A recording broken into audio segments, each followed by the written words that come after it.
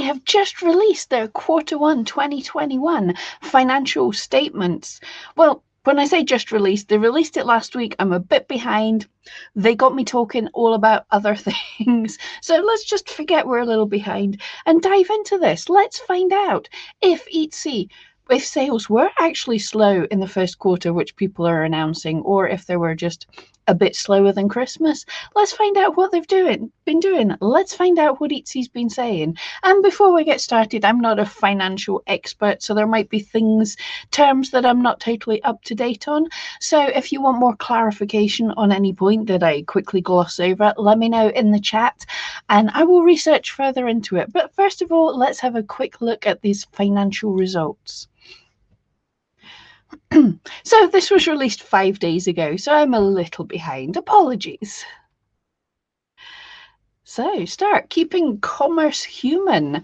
Ooh, this is grayed out. They're showing what's coming up. But Etsy pledges net zero carbon emissions by 2030. See, that sounds kind of cool. Right, the first bit, the numbers. Focused execution plus continued macro tailwinds led to a very strong start for 2021.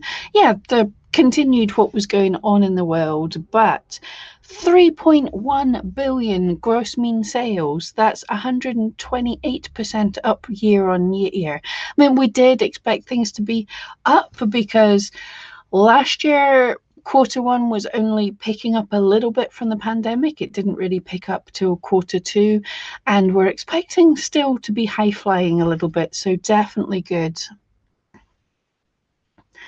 Revenue up even more, 141% to 551 million. These are unimaginable figures. The adjusted EBITDA, I can't even say it, can't remember what it stands for, but it's around 33% of the margin. And here's some cool bits. I quickly flicked through this before and then I thought, no, we'll do it together. So here's talking about the buyers on Etsy. So continued strength in our buyer segment has built strong foundations for future growth. 205% year on year habitual Etsy buyers. That is fantastic. And this excludes Reverb buyers, so it's just the Etsy buyers. I don't really go too much into Reverb because that's something I don't know much about. So, wow, 160 million total buyers of all time on Etsy. Now, it's been around since about 2006, so there's bound to be a lot of people that have bought like 10 years ago and not at all.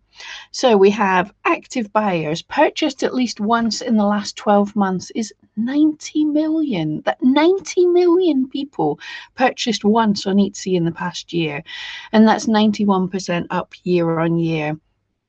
And then 16 million new and reactivated buyers never shopped on Etsy or haven't shopped on Etsy in the past 12 months is 16 million new and reactivated buyers. So that's up 113% year on year. So these numbers are really good. This is good growth of buyers. We know sellers increased too, but buyers have been increasing more. So this is good for all of us, although, yeah, a few people get a bigger slice of the pie. That's just how internet works. Okay, investing in new product experiences to drive frequency. Quizzes. I haven't seen, I'm assuming these things are on the app. I don't particularly shop on the app. I don't understand how people can run their business on an app, but anyway, so that's cool. They're asking some quizzes. What are you interested in shopping for today? So that's focusing on the categories. So these kind of quizzes suggest to me that maybe we should be looking at doing well in our categories too. So that's interesting. Buyer triggers. Oh, yuck. Yes, these are sent you a coupon. You favorited something, so we've sent you a coupon. I hate these, but it works for some people. Let me know in the comments, actually. Have you participated in the coupon scheme where Etsy will automatically send out a coupon if someone favorites your item? I find this a little bit stalky. And it also encourages people to not buy immediately, encourages them to sit back, favorite something, and then wait and find out if they're going to get money off. I'm not a bargain basement store. Updates on, things like Letting customers know if something's out of stock, if they favorited, giving them an update on when it will restock and stuff. So things like that are good. I'm hoping they're including also the shop updates. I'm seeing the shop. Oh, noisy car outside, rude. I'm seeing the shop updates in my shop showing up a little bit more than they used to. So that's kind of cool. I would like that to be more of a thing, so you can sort of tease up and coming launches and a little bit behind the scenes more right on Etsy rather than just in your social media. Oh, strategic discounted. Hate all the sales culture. Yeah. We're artists. We're not bargain basement. But if it works for some people, kicked off an exciting 2021 aligned with our long-term right to win growth strategy. Best in class search and discovery. I would like to know how they're deciding they're best in class. I think this is one of these aspirational bragging statements, and it's not a bad thing, but they're trying to say that their search is the best in class. I would like to know who the rest of the class are and how we are compared against them. But it is important, search and discovery, the customers typing into search, finding the things they want to find. Finding them is super important. And I've actually heard from a few Etsy buyers that they really don't like the search. But hopefully it's just going to be getting better. But yes, finding things feels gratifying. I would say not so much it feels gratifying, it's frustrating, and you won't come back if you don't. If the search doesn't work for you, then you're not going to come back. Humans and machines curate together. This is sort of sounding a bit Terminator. Understanding the relationship between items and people. Absolutely, there's been a lot more personalizations going in. I have actually been digging into, I found the Etsy nerds, the Etsy programmers talking about the Etsy algorithm, just like I found out about the ads algorithm. I've found out about the Etsy search algorithm. I'm trying to dig into it as a non-programmer and explain it all better to you, but there has been a lot more personalizations in the past year. The human connection, deepen affinity by telling the story. Absolutely, totally agree with that. Make Etsy about the crafters creating their thing, and let's get rid of all the Alibaba resellers. Support with a personal touch. Yep, personalizations, Etsy pushes them, and quite rightly so. If you make something that you can personalize it for an individual customer, that's much better. Connect to co-create. Yeah, I suppose, again, working with a customer to make their vision rather than just making your best sellers that you sell again and again. That being said, best sellers are easier to get seen more in search for. So I think Etsy needs to think about that more. And then a trusted brand, safe brand that stands for special. Trust and reputation signal. I'm assuming that's ratings. Proactive customer support, reliable and sustainable fulfillment. Okay, yes, it is important that people trust that Etsy will be good. One thing I'm really worried about that I'm going to go into depth on later is people have told me when Etsy is accidentally shutting down shops, these shops can have sales sitting in them, and they take away the ability to converse with the buyer. And also the buyers have an order pending. They've ordered something and they're waiting for it. And suddenly they see this shop is closed. And they're like, what? So that's not good for trustworthiness. So I think Etsy need to work on that. I'm guessing part of that is why they were working on the ODR stuff about 18 months ago, but they've realized that was a misstep, I believe. But anyway, there we go. And this equals our sellers, collection of unique items, handcrafted, vintage, made for you. That should absolutely be the driving force of Etsy. Best place to start and grow your creative business. Much as I dislike a lot about Etsy, absolutely, if you're just starting out, it's the best place for creative people right now. Everyday items that have meaning and special purchase occasions. Yeah, absolutely. The the holidays times and stuff like that. That is, I think generally that's more where people shop on Etsy. We certainly see it with the sales. Christmases, birthdays, weddings, people focus in on that. I'm not sure I would be using Etsy for my everyday shopping needs. I would go to Amazon, to be perfectly honest, or eBay. Search and discovery, the 2021 focus areas. Personalization, yep, as I said, they're working on that. The semantic gap is translating user intent into search results. They've mentioned this before, like talking about dress and frock, pullover and jumper, trying to figure out what people mean, and also, where you are in the world, what thongs mean where you live. I don't think they've quite got that programmed, but that's kind of what they're meaning. Buyer pathways, navigating the millions of listings on the Etsy marketplace. This is another thing that I've seen. I'll talk more about this in another video if you want me to. But they are also, when we mention what users have looked at before, they're making that very specific. For example, if you've spent all the day looking at resin items and you've really loved them, and then you search for lamps, they're more likely to show you resin lamps. So they're figuring out what it is that you like. There's going to be some missteps with this, but this is personalization should be getting more and more personal.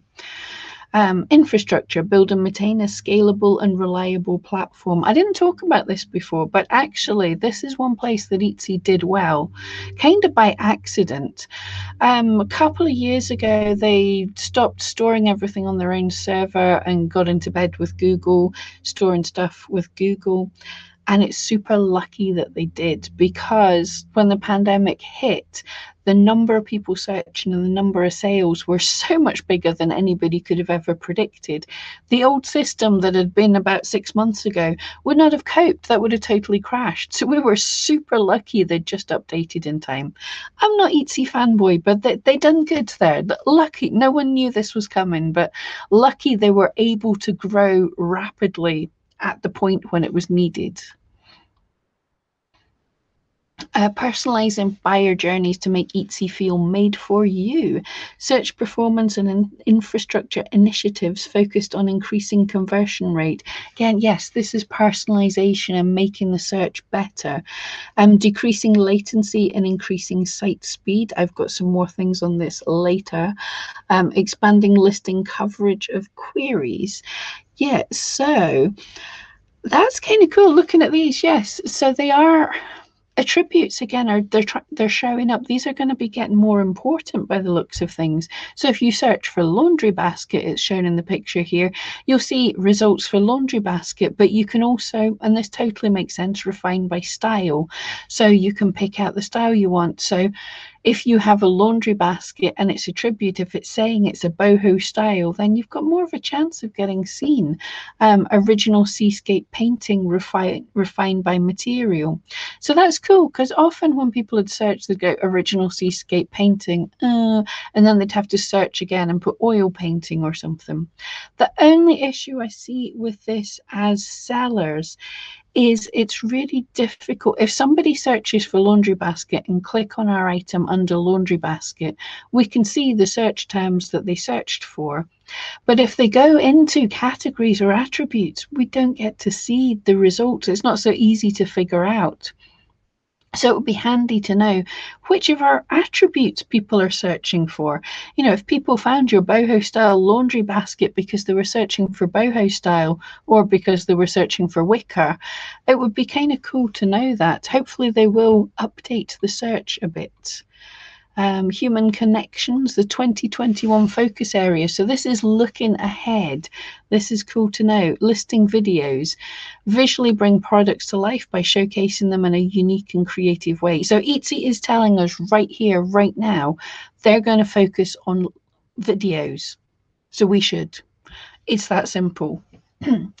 And convos enable effortless interactions between buyers and sellers. That's probably going to mean more chat features. I hate that. Messages are fine. I like messages, but we'll see what they've come up with. So leveraging the power of listing videos throughout the buyer journey. 5 million listing videos were uploaded. That's up 36%. So, yeah. Yeah, so people are uploading videos, but there's still 5 million. That means for whatever your category is, not everybody is uploading videos. Everyone's uploading pictures. You have to, but not every listing yet will contain videos. So you can stand out a bit. Now, this is interesting. Videos in search. Now, I did say in my future predictions that I was expecting there might be a kind of showcasing the video in a hover over in search, like what YouTube do. So you can see the video plays while it's in search if you hover your mouse over it. So that would be really interesting, really worth putting videos on for that. And videos in email, I totally said they were going to do this.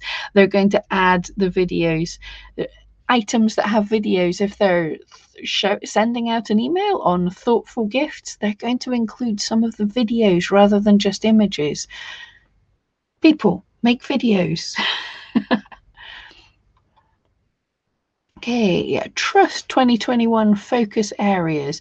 Okay, yeah, so we said about the trust thing, what they're doing. So speed expectations, ensure expected delivery date is clear to buyers. Yeah, hate that. We don't know. We are in a world where shipping takes random amounts of time. Sorry, we can't tell you how long it's going to ship halfway across the world when there's random outbreaks of pandemic in certain mailing centers. I understand why it would be nice to know when it's coming, but I find if my customer has waited a month or two for me to create something, in general, they're happy to wait for it to be shipped from my location. Okay, issue resolution. Streamline the process when the transaction doesn't go as planned. That's important.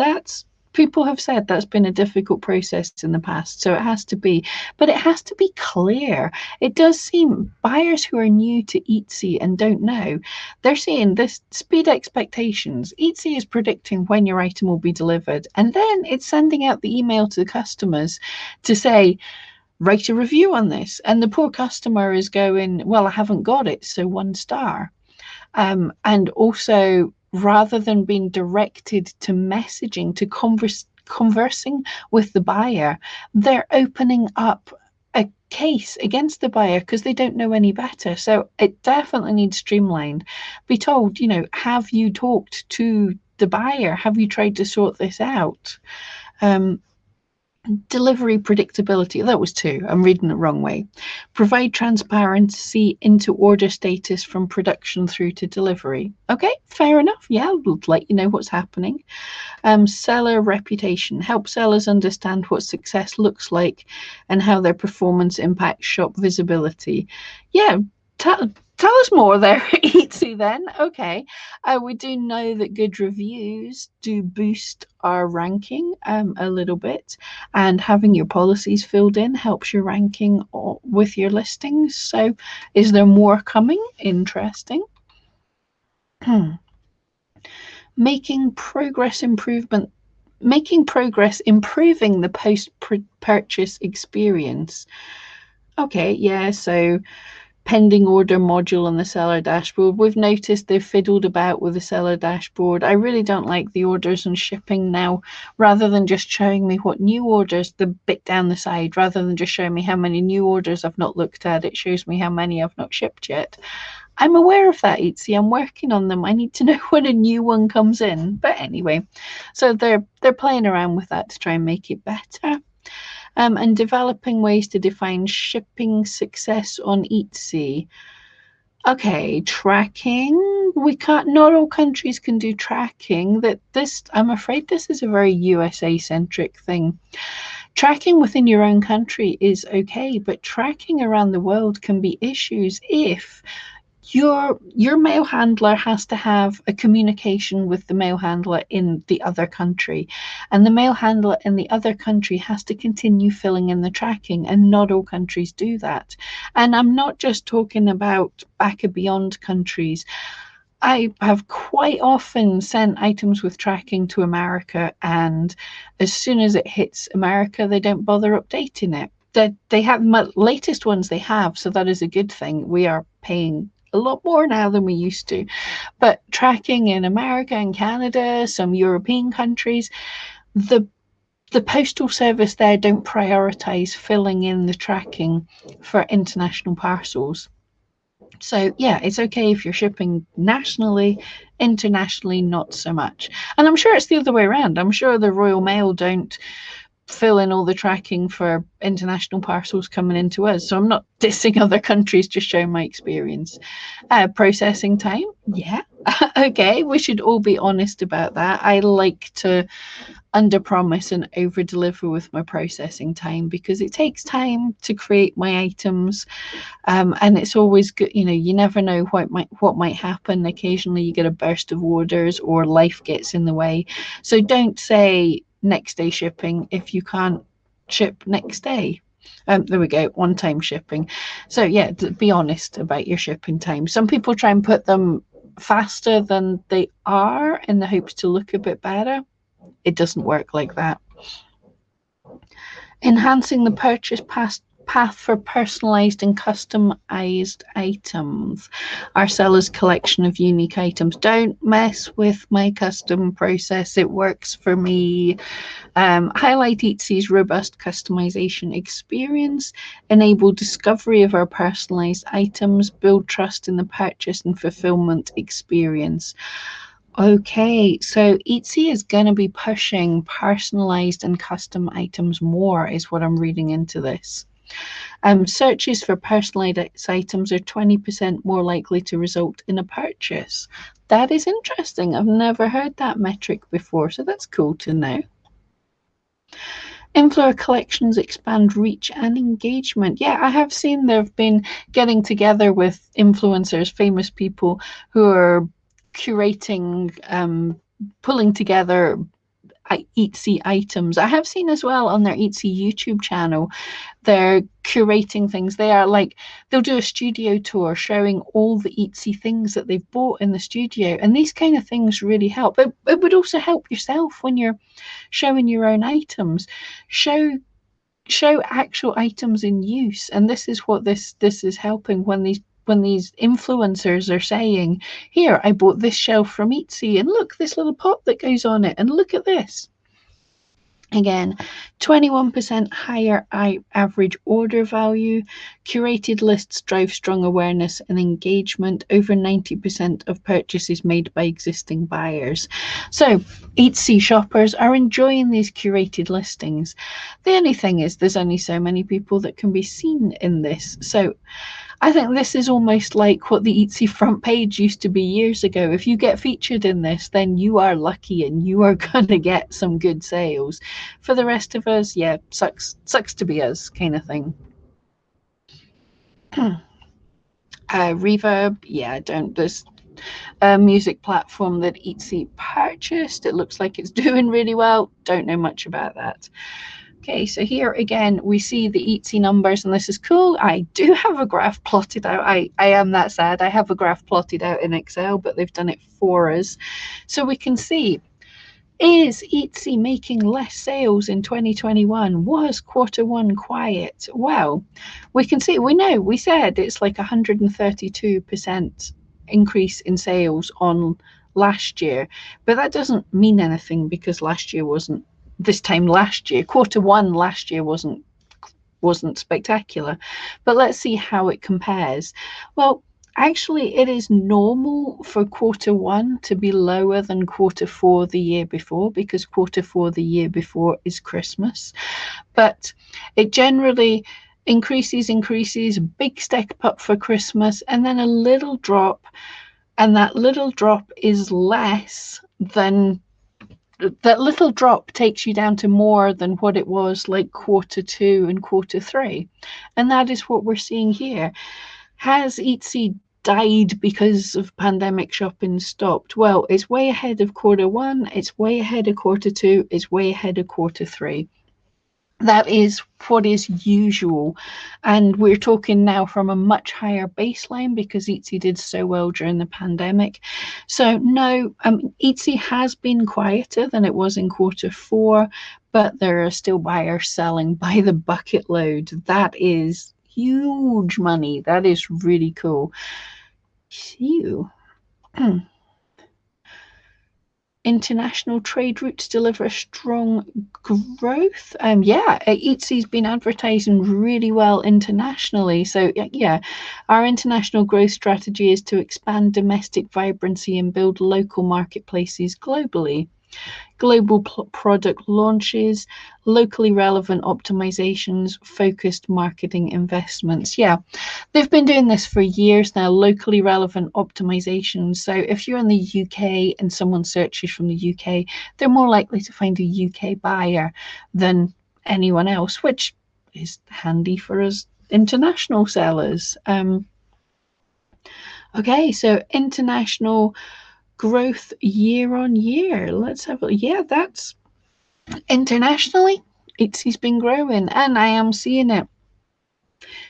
When I started on Etsy, 90% of my sales were to America. Now I'm about 60% to the UK. So definitely growing. I'm seeing a lot more German sellers and a lot more German buyers as well. A lot more people from all around the world. So that's really cool. When underlying trends remain stable, macro events are creating volatility in growth rates as we lap 2020. I am not sure even what that means. Here, let's have a look. So that's, oh, it's a breakdown of the monthly for the quarter, which you don't often see. That's cool. So year on year growth. So yeah, January was super up. February more than doubled. March was year on year, because March the pandemic was starting to hit in the world, so people were starting to pick up, starting to sell more buy more online. So that's interesting. There's been such an increase still. And super interesting, this is for American market, the stimulus checks, which came out in March by the looks of things, really increased. There's a big spike in spending when the stimulus checks happen. So they stimulate.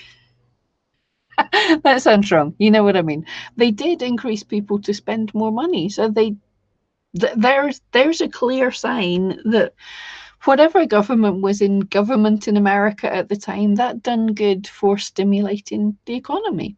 Cool thing. Oh, and that's yes. Interesting. Right, let's get political. But zip codes with household income under 50,000 and zip codes with household income over 50,000. So the growth is much better. Poorer people spend more money when they spend a bigger proportion when they get more money, and it makes sense, to be perfectly honest.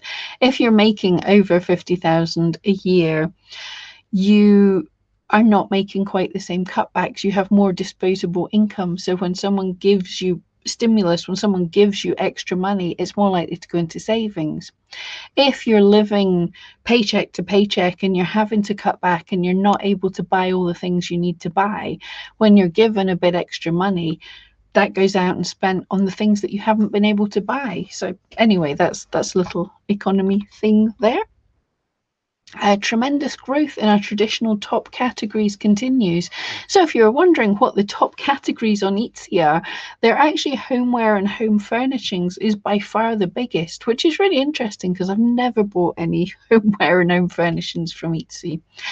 Jewelry and personal accessories is the next, and then craft supplies, then apparel, paper and party supplies, beauty and personal care. So those are the top categories on Etsy.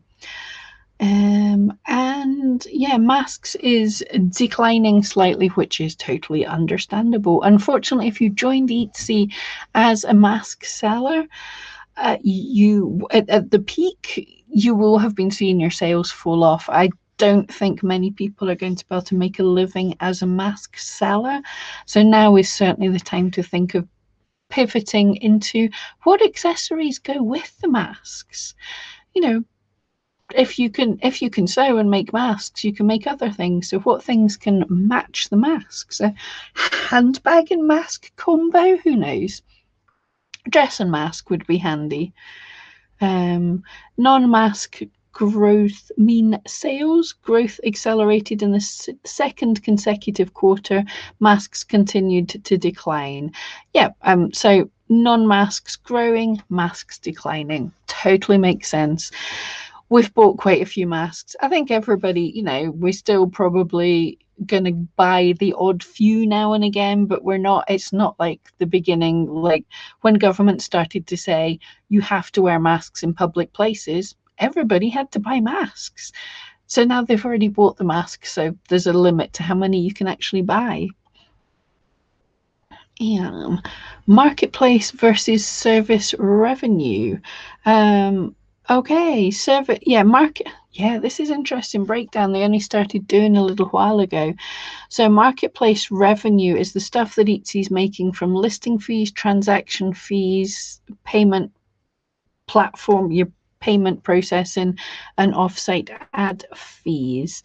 So all these required fees for Etsy, that's up 165%, which isn't surprising because they kind of forced us into offsite ads. More people have been listing and more sales have been happening. Makes sense.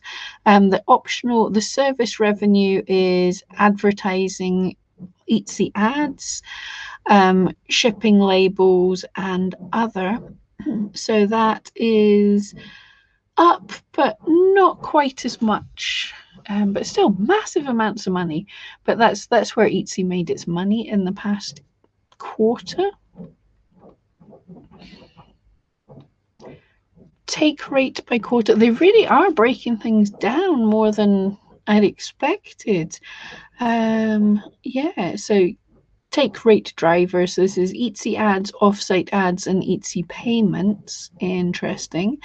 So yeah, that's up 17.5%. Compared to quarter one last year.